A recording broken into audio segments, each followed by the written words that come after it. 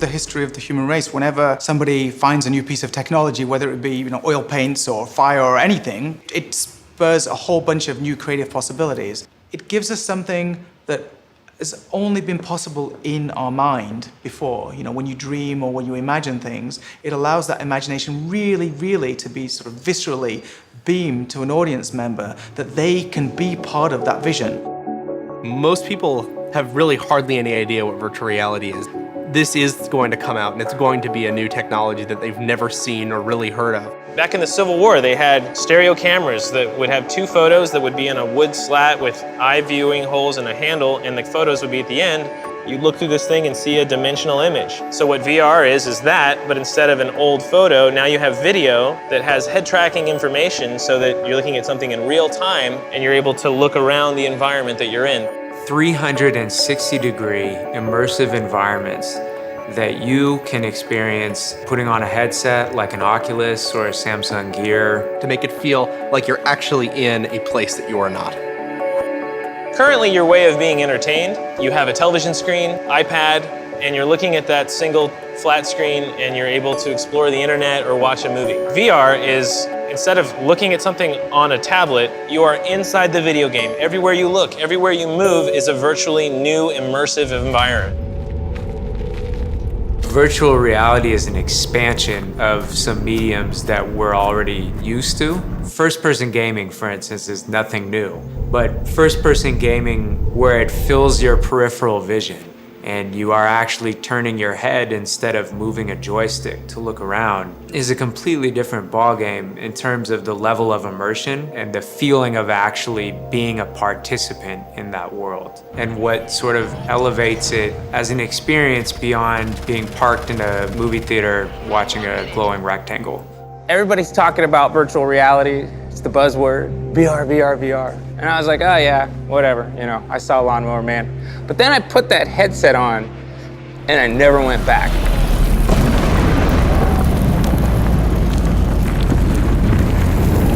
Bullets coming at you and a car's flipping over, and my brain knew I was in front of my friends, but then my brain didn't know. My brain thought I was walking through that parking lot. So in the back of my head, I'm thinking, okay, this isn't real, but it seems so real. And there's a robot that jumps out at you at the end. And I jumped because your brain's an idiot and VR fools it. When we were at E3, Oculus had a cool toy box demo, and they have a table with all these toys in front of it, and you play, it's a two-player sort of collaborative thing.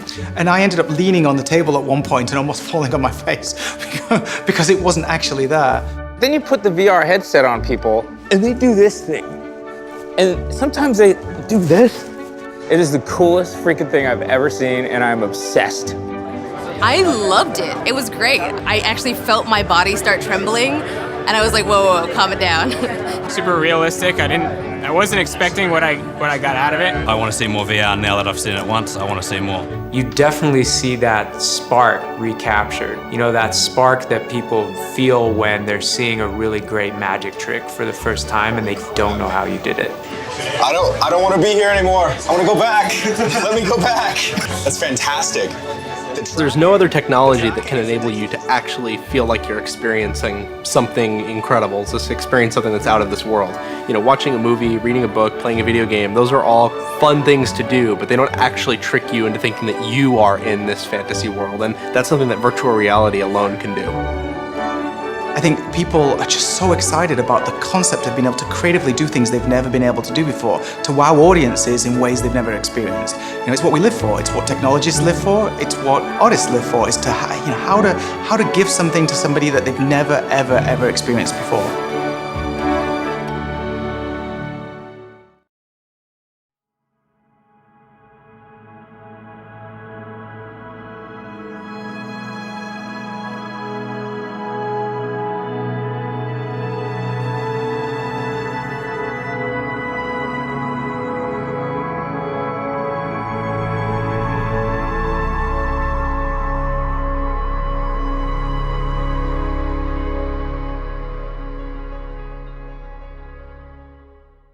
So most virtual reality content is actually being created using tools that were developed by the games industry. And that's because the games industry is the only industry with the technology and the tools and the talent to create immersive real-time 3D worlds.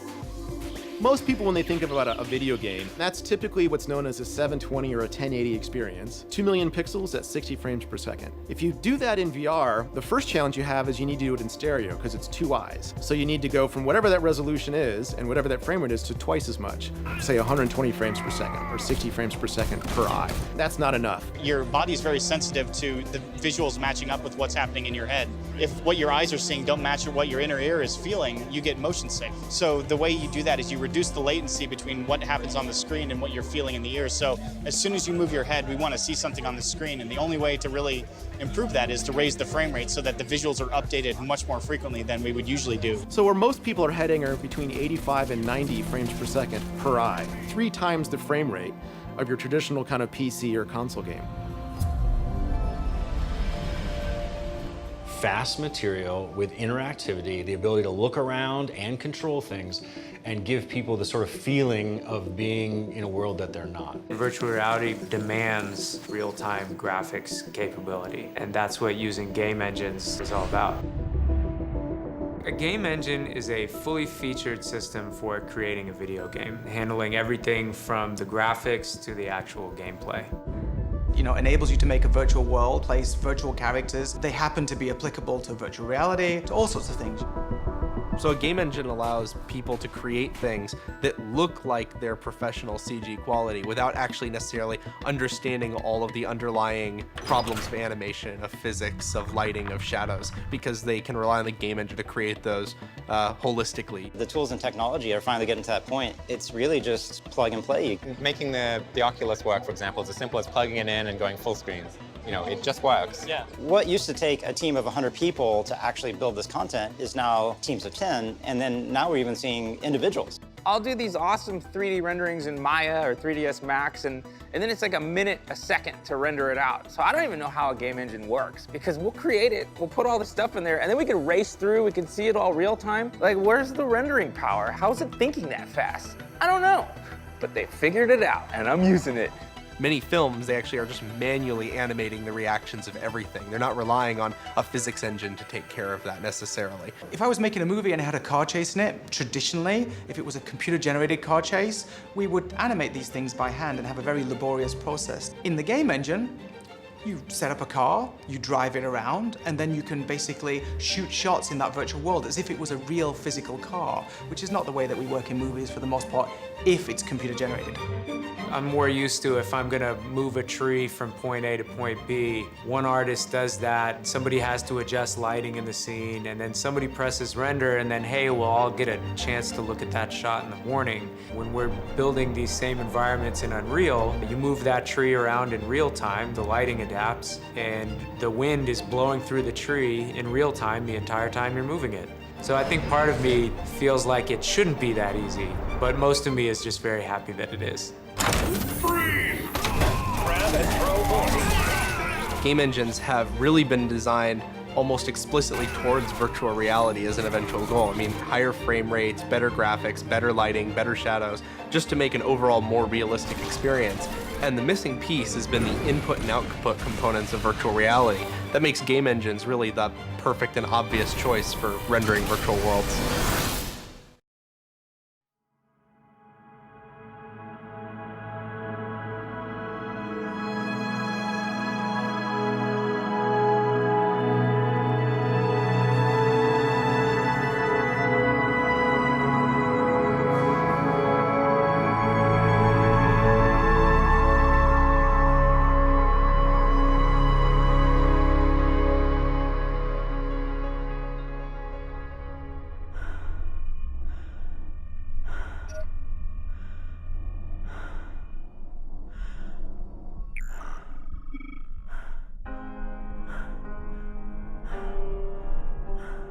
When we first got our Oculus kits, I was kind of prepared for it just to be like the next level in, like it's just gonna be more immersive. And what I was not prepared for was how the hardware was able to tap into real emotions in the people playing the game. To a game developer and a creator, that's like total gold. Just the simple act of reaching out and just batting a binder away and watching it spin off, it's totally fucking magic. Name a video game that you can look at right now without VR that can make you feel that way. You can't.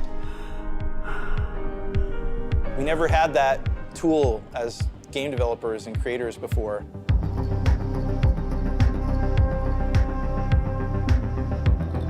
We all love being entertained. We all go to the movies, we all play video games.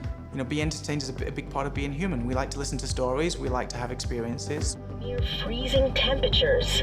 And that's 659 tons of pressure per square foot pushing on your submarine's window. I think people are quickly understanding that if you're just making passive content in VR, you're not really realizing the potential of the platform. In VR, suddenly you have this ability to change the perspective that you have on a story or on a character. No longer are you a passive observer sitting in a seat munching on popcorn while you're being directed where to look in the box. It's up to you where to look. How do we tell a story in a virtual environment where we can't control where you're looking? The viewer's now the camera, and we have to use other tricks to bring things to your attention. We definitely had to use some new language in terms of how we storytell and how we put it together, how you construct the scene, even how you light it, how the animation works and the character moves in and out. You know, we have no camera cuts. You know, my bad interview here it will be edited down into something that makes sense for people later on, and you'll cut shots out. We can't do that in VR. If you've got a character that's, you know, delivering a performance or telling a story prior to a section of gameplay, then you're not going to be able to cut that into pieces because you don't know where the audience is going to look. It has to be fluid and act just like the real world. But who are you? What is your experience? What is your perspective? Are you actually a part of that story? You're not dealing with a linear sort of storytelling mode, right? You have the ability to tell a story or to create an experience that can happen in all directions at once. That's what's exciting about being part of this, is to figure out what are the rules, what works, what doesn't, and how to tell a story. How do you make people care for a character? How do you make people feel sad for a character? How do you make them feel happy for a character? A lot of those feelings are based on traditional techniques that have been developed for film, but taking them into virtual reality requires understanding of the medium and the strengths and weaknesses of the medium. The first time you sit down, you put on a headset, and you get into a story and you watch it happen in front of you, that is an epiphany. You feel like emotionally overwhelmed. And then the next step is the first time a character in that story makes eye contact with you, it'll almost knock you over. I got invited to see the Henry story from the Oculus Story Studio. It's an amazing, simple, clean little experience that puts you inside of a short animation film. You feel like you're there, you feel like you're present, it's really amazing, and the lead character just looks at you. I can get up and walk around, and he can still make eye contact with me because he knows where I'm at, so I'm in the story. Because you are there, so something should react to you. Not necessarily in an obvious way, you don't have to get a score or anything, but the story can evolve around you. Soon, you will be a part of whatever world someone can create for you, instead of just passively watching it. VR is very, very good at making it your story in a way that you could only really do in a dream before this.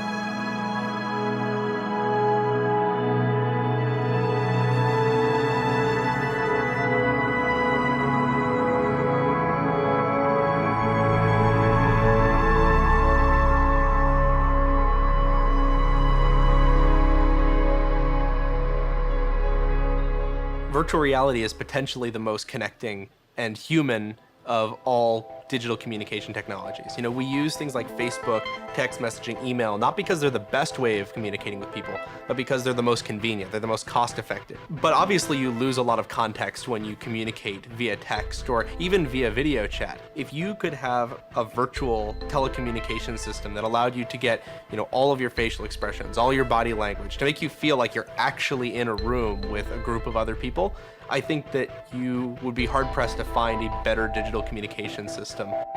I saw a demonstration that was just a woman speaking, holding an infant, and you were viewing this wearing a headset.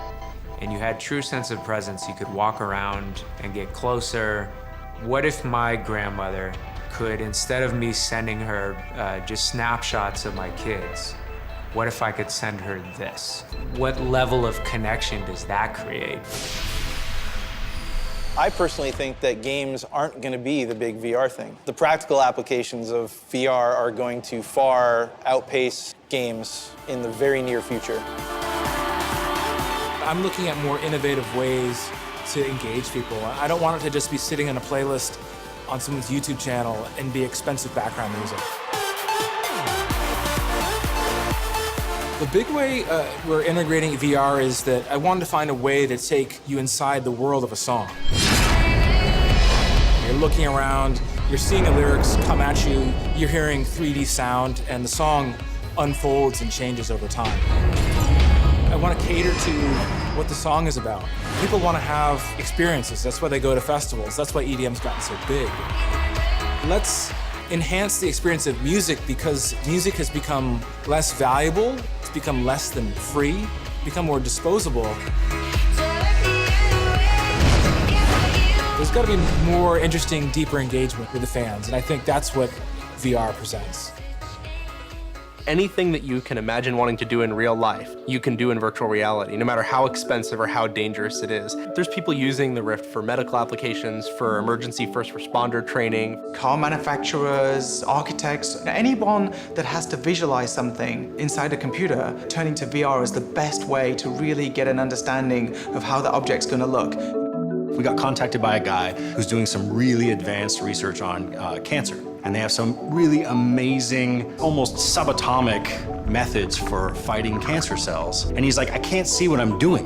That was his problem. It's so small and it's so intimate that I can't get into what I'm doing easily, and I need a better interface for that. I need to be able to see this kind of stuff, visualize it, and then execute it, because then my research will be, much further advanced.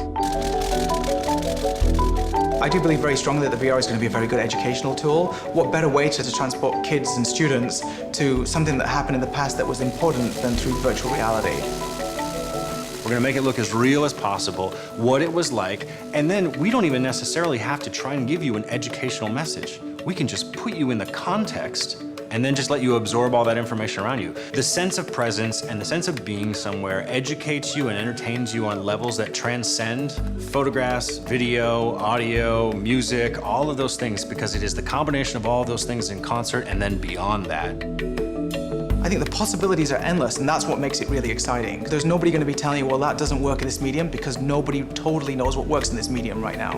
It might be something completely fantastical, like they want to be as small as an ant and be able to run around like their favorite superhero. To somebody else, it might be the ability to actually go outside their house because they've been disabled. It can be really anything. By taking the best of all these different worlds, you create something more powerful, because you're in that moment and it's just about you. You're pulled out of that present reality and brought into just a different time and a place.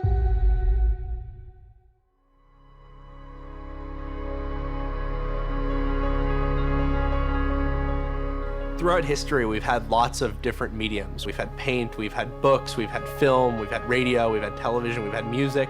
Largely, they exist as separate mediums. Virtual reality is interesting because it's potentially the final platform. It is the only medium that can exist for its own virtual reality content and also simulate all of these other mediums. Because once you can simulate anything you can imagine, anything you can experience in the real world, even conceptually, there's not really anywhere to go after that. Ultimate goal is to make virtual reality as real as possible. Because once you can do that, there's not really any need to perfect anything else.